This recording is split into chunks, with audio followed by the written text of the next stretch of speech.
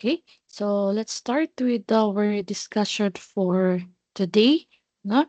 So welcome to our online class in engineering drawing and plans. Okay, so nasa module 5 na tayo, no? So if I am not mistaken. Okay, and our lesson is all about dimensioning and scaling. Okay, so let's start with um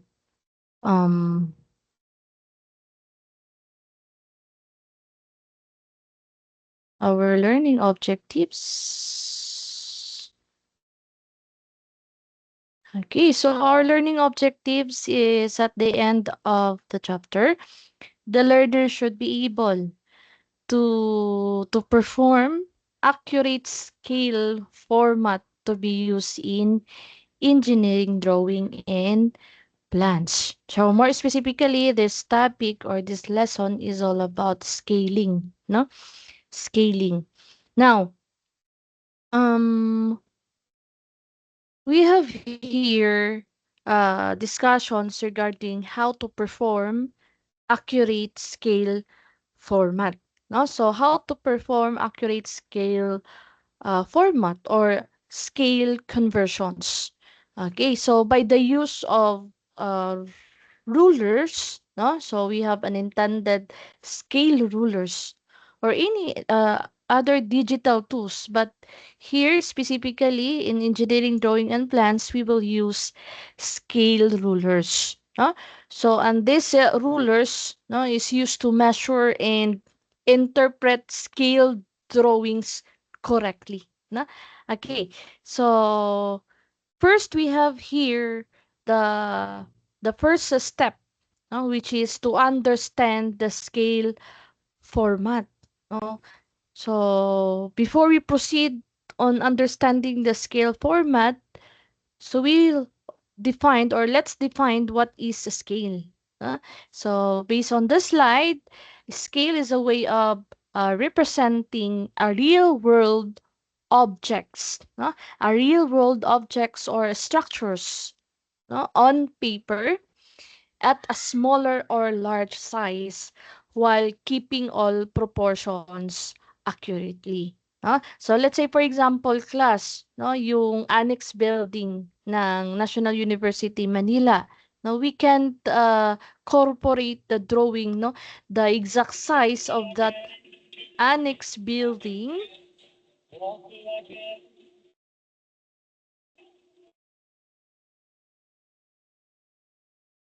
Okay, so sorry for that interruption, no?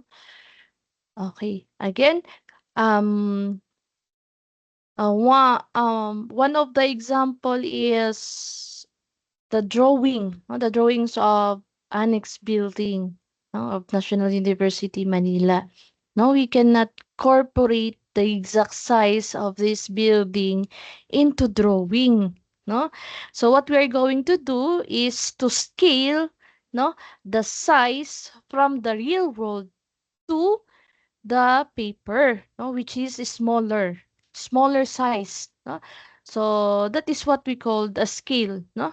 Okay, or um a scale which is a way of representing real world objects. Okay, so especially when we are drawing floor plans, we were drawing the the isometric view of our plans, no? So we can use scale, no? Okay, so we have here the first step on how to perform accurate scale conversions. No, so the first step is to understand the scale format. So what are those scale formats? Huh? Okay, so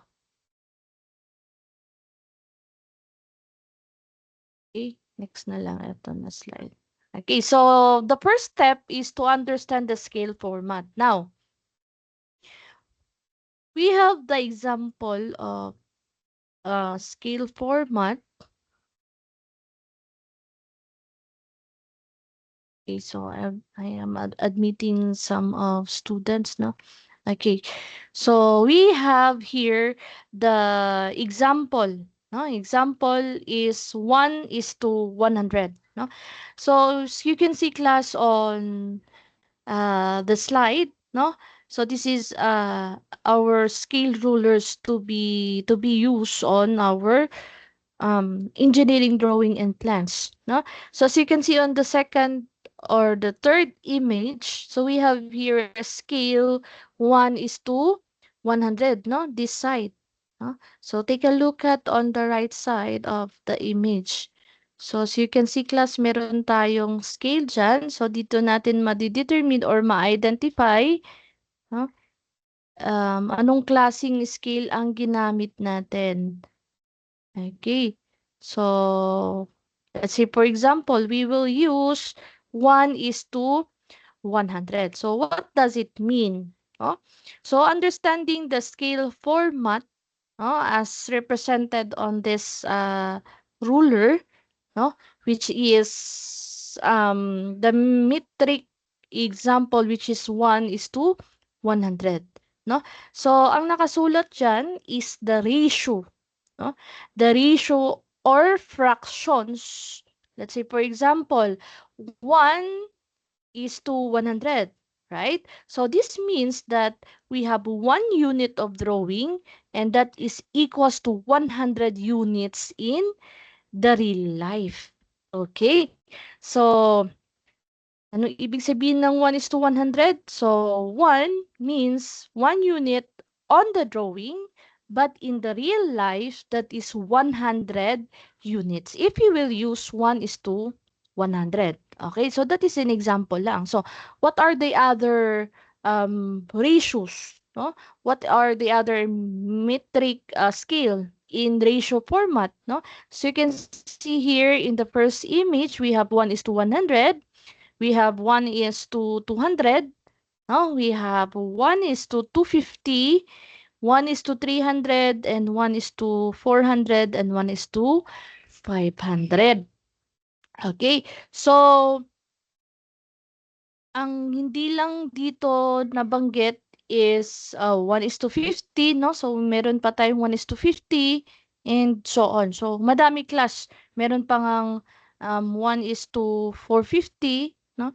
So, depende siya sa triangle. Okay, so basically class, no, yung pinakita ko during orientation, dalawang klasing triangular scale, no?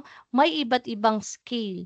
So each triangular scale has six different types of scale, no?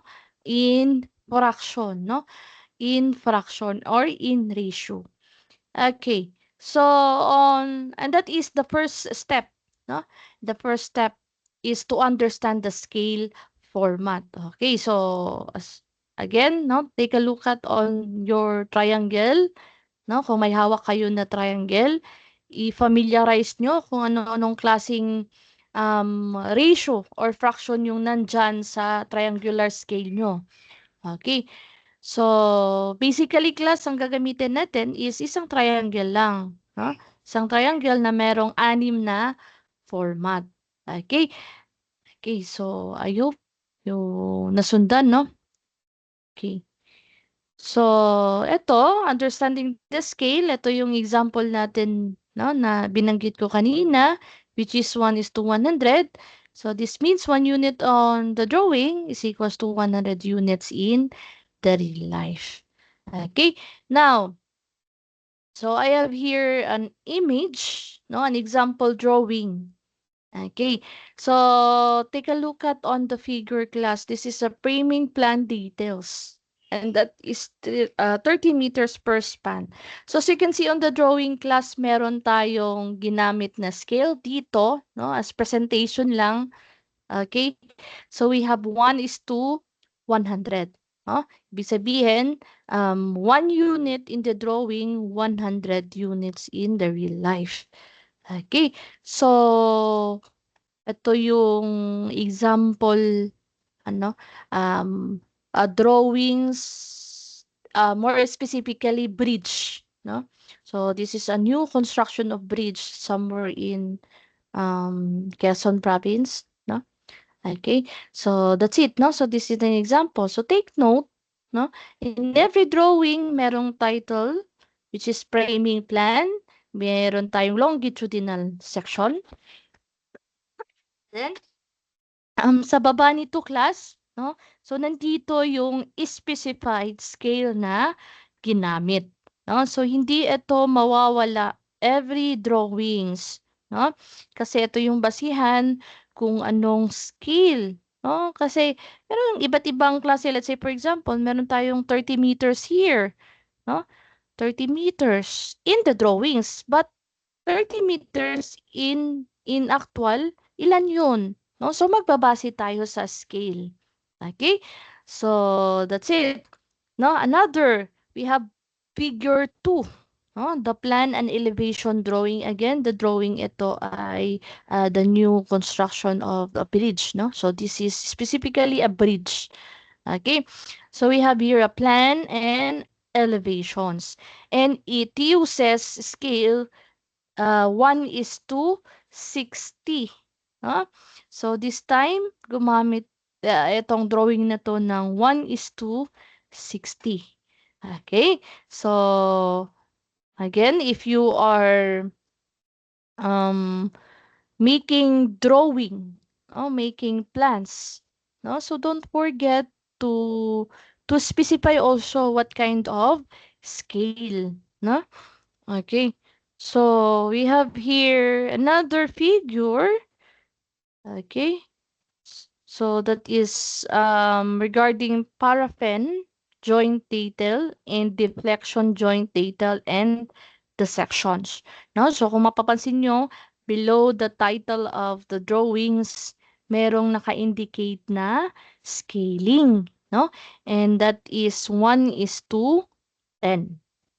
Okay, so that's it. No, so going to the second step, no, which is to identify measurements. You are starting with, uh, so let's say for example, now we have converting from drawing to the real life. No, so during planning stage pa lang, no, ng construction, no, if you're managing a projects, no, um during designing and planning stage pa lang ay gumagawa na tayo ng plano, no? And that plan, we will implement it to the real life, no? So, we will convert from the drawing to the real life. So, that's why scaling is very important, no? So, from scaling to full size. Ibig sabihin, from plans to the real life, no? Another is converting from the real life to drawing. So, in construction naman, no? So, pag sinabi natin converting from real life to drawing, so meron tayong tinatawag na specific drawing, no? So, specific drawing na kung saan gawa na siya in the real life, no? And then, gagawa natin siya ng drawing. Okay.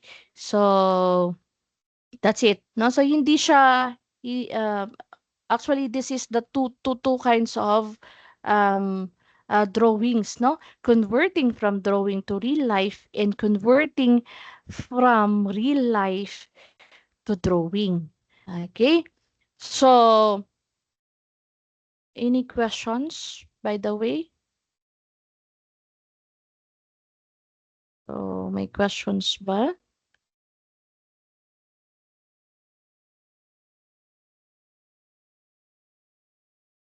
Okay. So, that's it. That's second step, no?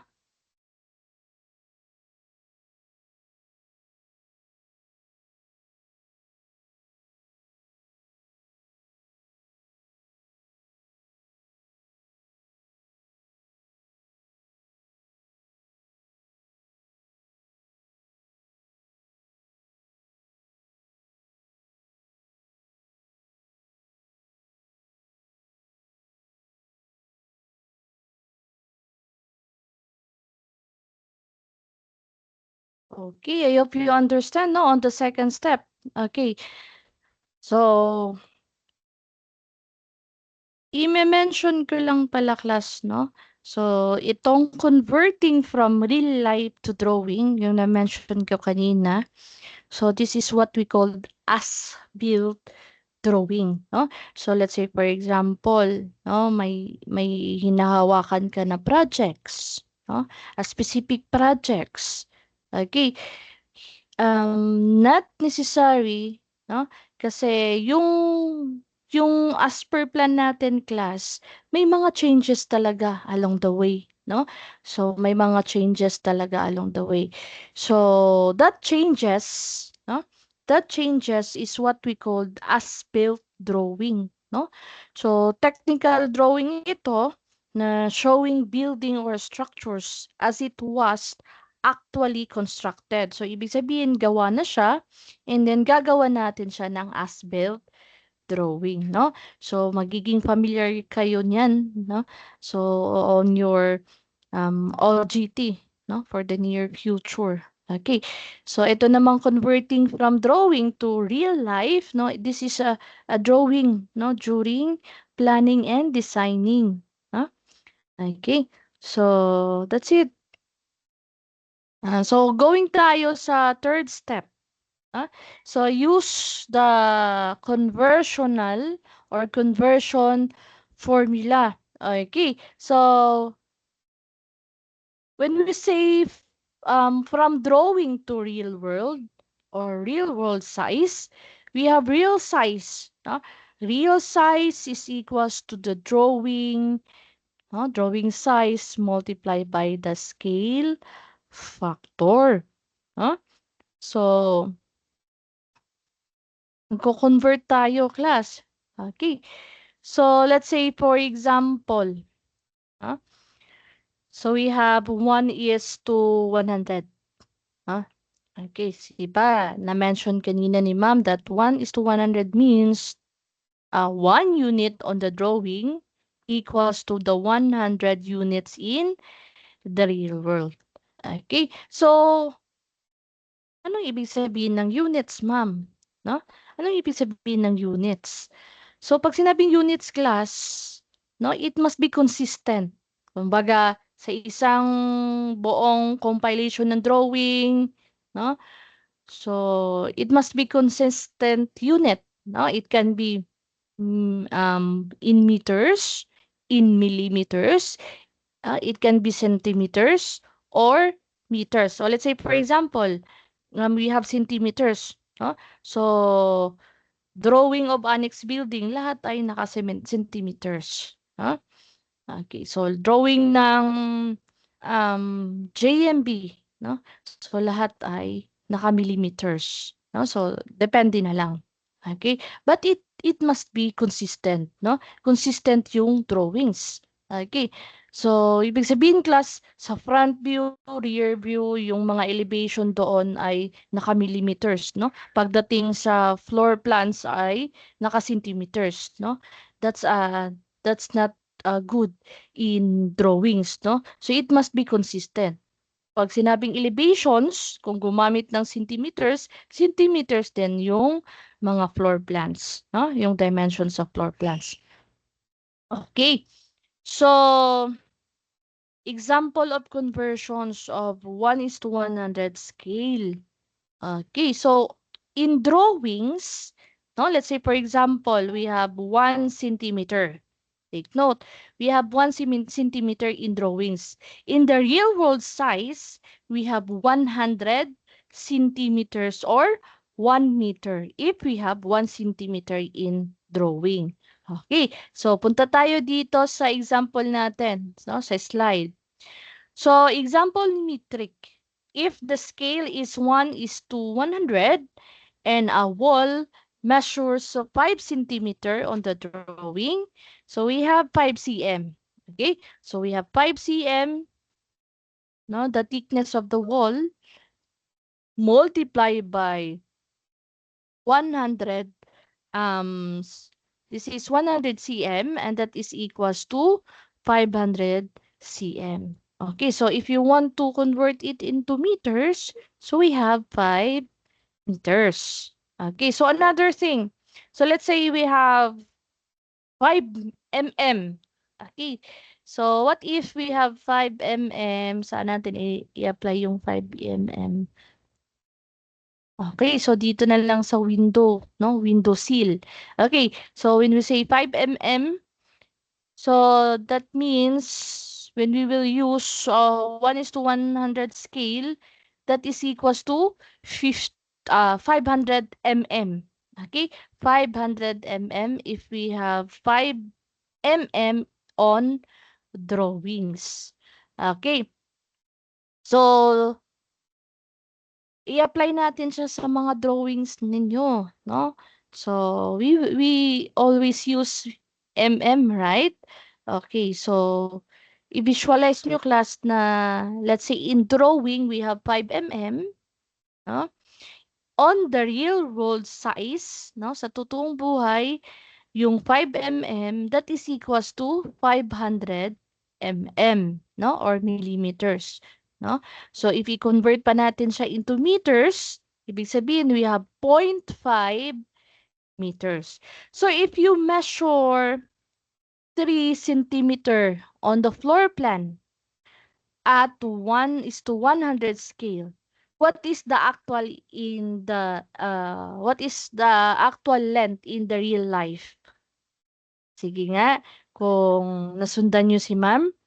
If you measure 3 centimeter on the floor plan at 1:100 scale, the actual length in the real world size is equals to how many meters? Sige nga, so how many meters? Okay, so can you comment down on our chat box? 300. What is that? 300 cm or 300 meters? Okay, so it needs to have a unit, no? So, kasi pag sinabi mo 300, ang daming 300. Pwede cm, pwede meters. Now, ang tinatanong ko or the question is, what is the actual length in real life or real world size? Okay, tama. So, tama. So, may sumagot na 300, so meaning siguro naka-cm siya, no? So, may nakasagot na 3 meters. Okay, that's it. So, nasundan pala talaga, no? So, thank you for that response, no? So, thank you for that. Okay, so proceed tayo, no? Okay.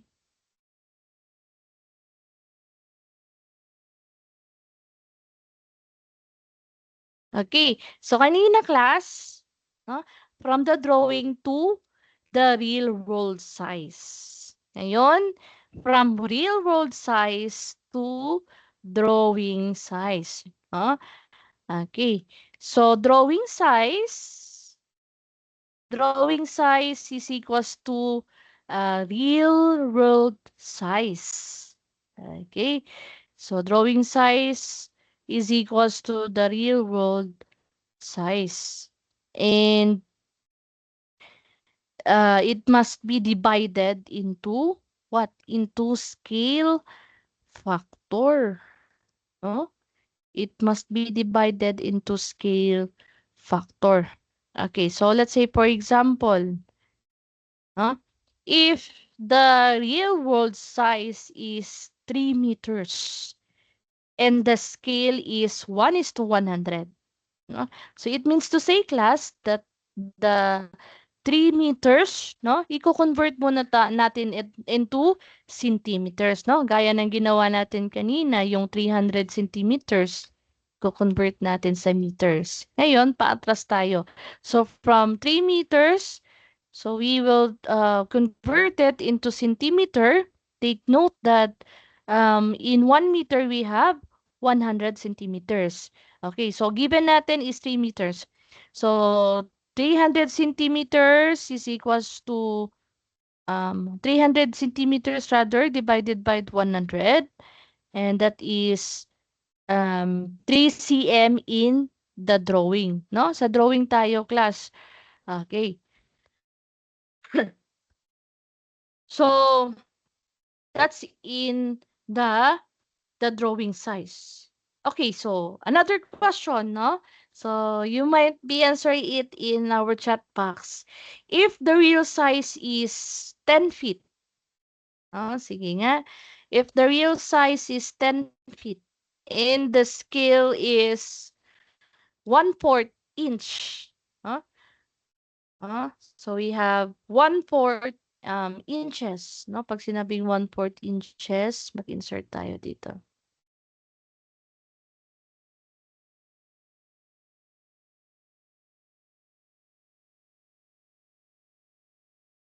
Okay. So, mag-sample tayo, no? So, from 10 feet, we will convert it in 1/4 inches, where 1/4 inches is equals to 1 feet. Huh? So, 1/4 inches is equals to 1 feet. Okay. So, what we're going to do, class? Huh?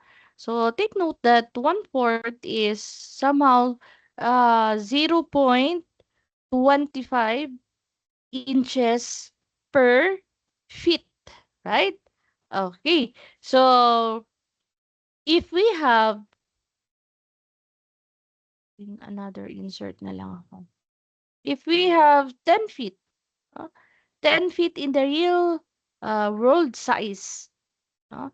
And we will incorporate that in our drawing. Huh? Okay. So, 10 feet.